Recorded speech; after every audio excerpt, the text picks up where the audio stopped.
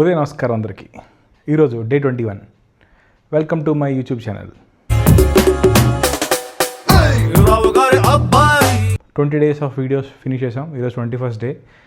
So 21 days ఏదైనా చేసామంటే ఒక హ్యాబిట్ ఫార్మేషన్కి ఇనఫ్ అని చెప్తారు కదా బేసిక్గా. సో సక్సెస్ఫుల్గా అంటే మన మాంబా మెంటాలిటీలో మనం డిస్కస్ చేసుకున్నట్లు ఈరోజు కన్నా రేపు ఇంకొంచెం బెటర్గా ఇంప్రూవ్ అని చెప్పి. సో 20 days బిఫోర్కి 21 days తర్వాత. సో రైట్ నౌ నాకు యూట్యూబ్లో వీడియోస్ చేసే హ్యాబిట్ రెగ్యులర్ అయింది. Hope it keeps on. Some key improvements అయితే ఖచ్చితంగా ఉన్నాయి. ముందు కన్నా కాస్త స్పష్టంగా మాట్లాడగలుగుతున్నానని నాకు అనిపిస్తుంది. కానీ ఇది సరిపోదు, ఇంకొంచెం ఇంప్రూవ్ అవ్వాలి మనం. దాంతోపాటు ఇంకా వేరే ఆస్పెక్ట్లో కూడా మనం ఇంప్రూవ్ అవుతూనే ఉండాలి. సో ఈరోజు యూట్యూబ్ గురించి మనం మాట్లాడుకున్నాం కాబట్టి ఇంతసేపు మన రెగ్యులర్ అంటే మన డైలీ యాక్టివిటీ ఏదైతే ఉందో దానికోసం ఖచ్చితంగా మాట్లాడుకుందాం. కానీ అంతకన్నా ముందు చాలా బ్రీఫ్గా now that we are doing YouTube కొంచెం ఫెయిర్లీ రెగ్యులర్గానే చేసాం, ఎందుకంటే it will be the 21st video. 21 days continue చేసినాం కాబట్టి. సో మనం కొన్ని పాలసీ అప్డేట్స్ రాబోతున్నాయి అన్నమాట. November 17th కల్లా యూట్యూబ్లో ఫ్యూ పాలసీ అప్డేట్స్ రాబోతున్నాయి. సో దానికోసం ముందు మనం కొంచెం మాట్లాడుకుందాం. సో ఇప్పుడు ఎందుకురా పాలసీ అప్డేట్స్ అంటే, ఆ అప్డేట్స్ ఎగ్జాక్ట్లీ మనకి పనికి రావచ్చు ఆ రాకపోవచ్చు. కాకపోతే యూట్యూబ్ స్పేస్లోకి ఎంటర్ అయ్యాం కాబట్టి అండ్ కాస్త కోస్త వీడియోలు చేస్తున్నాం కాబట్టి మనం ఆ గైడ్లైన్స్ గురించి తెలుసుకుంటే చాలా మంచిది అని నాకు అనిపించింది అనమాట. సో ఇలాగే మనకే కాదు ఇంకెవరికైనా ఫెలో యూట్యూబర్స్కి, ముఖ్యంగా గేమింగ్ కంటెంట్ చేసే యూట్యూబర్స్కి ఇది బాగా హెల్ప్ఫుల్ అవుతుంది. ఎందుకంటే ఈ అప్డేట్స్ అన్నీ వాళ్ళకి సంబంధించిన అప్డేట్సే ఉన్నాయి. కానీ ముందంతా యూట్యూబ్ పాలసీ గురించి తెలుసుకోవాల్సిన అవసరం లేదు, ఎందుకంటే మనం యూట్యూబ్ స్పేస్లో లేము. కానీ ఇప్పుడైతే యూట్యూబ్ స్పేస్లో ఉన్నాం కాబట్టి ఖచ్చితంగా నేర్చుకోవాలి, తెలుసుకోవాలి. So coming to the update, నాకు తెలిసి 3 మేజర్ అప్డేట్స్ ఉన్నాయి ప్రజెంట్ అయితే. ఫస్ట్ వచ్చేసి this is the update regarding gaming policy అనమాట. సో వీడియో గేమ్స్ ఏవైతే ఉన్నారో అది ఆడుతూ స్ట్రీమింగ్ కానీ లైవ్ కానీ రికార్డ్ చేసిన వాళ్ళు కానీ అప్లోడ్ చేసిన వాళ్ళు కానీ ఉంటారు కదా, వాళ్ళకి ఈ update. So YouTube is going to restrict అనమాట. ఏం రిస్ట్రిక్ట్ చేస్తుందిరా అంటే, ఫర్ ఎగ్జాంపుల్ ఒక రియల్ లైఫ్ పర్సన్ లాంటిది ఇమేజ్ కానీ లేకపోతే వీడియో కంటెంట్ కానీ లేకపోతే ఒక క్యారెక్టర్ కానీ ఒక రియల్ లైఫ్ క్యారెక్టర్ లాంటిది గేమింగ్లో ఉందనుకోండి, దాని మీద వైలెన్స్ కానీ టార్చర్ కానీ మాస్ వైలెన్స్ కానీ ఎక్స్ట్రీమ్గా జూమ్ చేసి దాన్ని ఎక్కువ చూపిస్తే దాన్ని ఏజ్ రిస్ట్రిక్ట్ చేయబోతుంది. సో 18+ మాత్రమే అవైలబుల్ ఉంటుంది. 18 కన్నా తక్కువ ఉండే వాళ్ళకి అది రిస్ట్రిక్ట్ చేయబోతుంది అనమాట. సో దీనివల్ల ఏంట్రా మనకి అంటే, సో ఎవరైతే ఆల్రెడీ గేమింగ్ కంటెంట్ చేస్తున్నారో ఆబ్వియస్గా ఫ్యూ ఇన్స్టెన్సెస్లో ఆ బ్రూటాలిటీ చూపించాల్సి వస్తుంది. సో దాన్ని కొంచెం రిస్ట్రిక్ట్ చేసుకోవడానికి అంటే అది ఈవెన్చువల్గా యూట్యూబ్ రిస్ట్రిక్ట్ చేయబోతుంది. రిస్ట్రిక్ట్ చేస్తే ఏమవుతుందంటే యాడ్ రెవెన్యూ పడిపోతుంది, దాన్ని బట్టి వాళ్ళకి వచ్చే రెవెన్యూ కూడా తగ్గిపోతుంది అనమాట. సో గేమింగ్ కంటెంట్ మీద ప్లాట్ మీద ఎక్కువ ఇంట్రెస్ట్ పెట్టి ఈ వైలెన్స్ ఆర్ ది బ్రూటాలిటీ మీద తగ్గించండి అని వాళ్ళ ఉద్దేశం, యూట్యూబ్ వాళ్ళ ఉద్దేశం అనమాట. ఇంకొక 2 విషయాలు ఏంటంటే, ఎవరైతే ఆల్రెడీ ఇలాంటివి చేసి అప్డేట్ చేసి ఉంటే దయచేసి దాన్ని ట్రిమ్ చేసుకొని ఆర్ సెన్సార్ చేసుకొని రెడీ పెట్టుకోండి, లేకపోతే మేబీ ఆ వీడియోస్ రిస్ట్రిక్ట్ అవ్వచ్చు ఫ్యూచర్లో.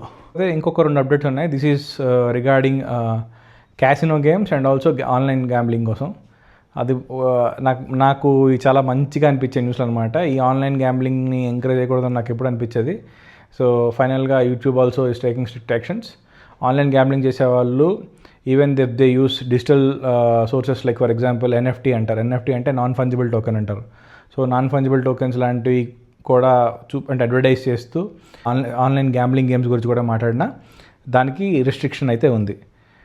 Casino type games like roulette కానీ or else like different casino games ఉంటాయి కదా, ఈ ప్యాకెట్లో కొన్ని రకాలు విచ్ అంటే ఈ మధ్యన ఎక్కువ ఆన్లైన్ స్పేస్లో ఎక్కువ విజిబుల్గా ఉండేవన్నమాట. ఇట్లాంటివన్నింటినీ కూడా రిస్ట్రిక్ట్ చేస్తున్నట్టు ఒక పాలసీ తీసుకొస్తూ రాబోతుంది.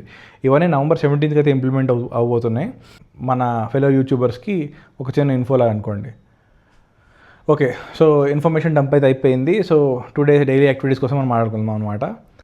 ఈరోజు ఐ వెంట్ టు ఆఫీస్ అనమాట. ఆఫీస్కి వెళ్ళాను, కొంచెం లేట్గానే వెళ్ళాను. కాకపోతే పని ఏదైతే ఉందో అది మంచిగానే కంప్లీట్ చేసుకున్నా.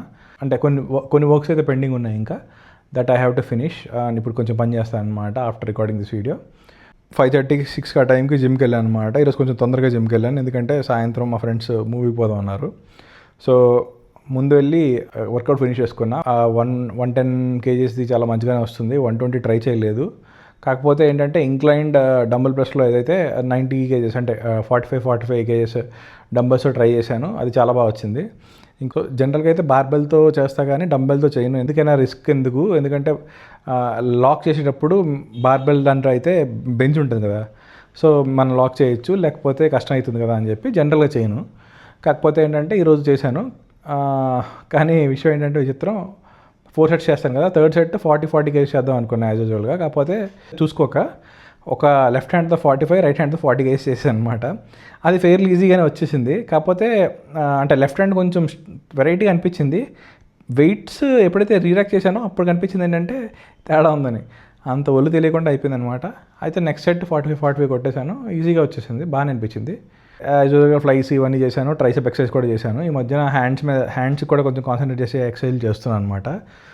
ఎందుకంటే నాకు తెలిసి నాకు ప్రోగ్రెసివ్ డెవలప్మెంట్ రాకపోవడానికి one of the main reason was living minor muscles. అంటే మైనర్ మజిల్స్ అంటే నా ఉద్దేశం హ్యాండ్స్వి అట్లా, వాటిని ఎప్పుడు నేను కాన్సన్ట్రేట్ చేసేవాడిని కాదు. దానివల్ల నాకు అంత గెయిన్స్ వచ్చేవి కాదు, నాకు ఇప్పుడు అది అర్థమైంది. So right now I'm concentrating on those as well. After that మా ఫ్రెండ్స్ అందరూ సినిమాకి ప్లాన్ చేశారని చెప్పాను, కానీ సినిమాకి పోయాను అనమాట, అంటే కొలీగ్స్తో. మూవీ వచ్చేసి కే ర్యాంప్, ఆల్రెడీ ఒకసారి చూసేసాను. కాకపోతే ఫస్ట్ టైం వెళ్ళినప్పుడు ఒక 10 or 20 minutes, ఒక 20 minutes పోర్షన్ ఏదైతే ఉందో అది మిస్ అయిపోయాను అనమాట. సో ఆ 20 minutes పోర్షన్ కోసం వెళ్ళి మొత్తం సినిమా చూడాల్సి వచ్చింది. కాస్ట్లీ బట్టలు కొనిస్తే మా అబ్బవరం అవతారం చూడండి. ఒక మాల్కి వెళ్ళాం, మాల్లో అవి చూసేసాం అనమాట. అండ్ ఇంటికి లేట్గానే వచ్చాను. రాగానే మంచి ప్రోటీన్ రిచ్ స్పెగటీ బౌల్ ఉందన్నమాట. ఇదే spaghetti bowl, it's not noodles, these are spaghetti. తేడా ఏంట్రా అంటే ఇవి కొంచెం లావుగా ఉంటాయి, పాస్తా చేస్తారు కదా, అంటే పాస్తా అంటారు కదా, సో స్పెగటీస్ కైండ్ ఆఫ్ పాస్తా అనమాట. ఇది ఇటాలియన్ది. ఇటాలియన్స్ అందరినీ మండించాలంటే ఈ స్పెగటీని నూడిల్స్ వేసుకుని తింటే సరిపోతుంది. సో జనరల్గా దీన్ని మీట్ బాల్స్ అండ్ టొమాటోతో సర్వ్ చేస్తారు, కానీ నేనేంటంటే సో మనం యాజ్ ఇట్ ఈజ్ నూడిల్స్ ఎలా చేస్తాం అలా చేస్తాం.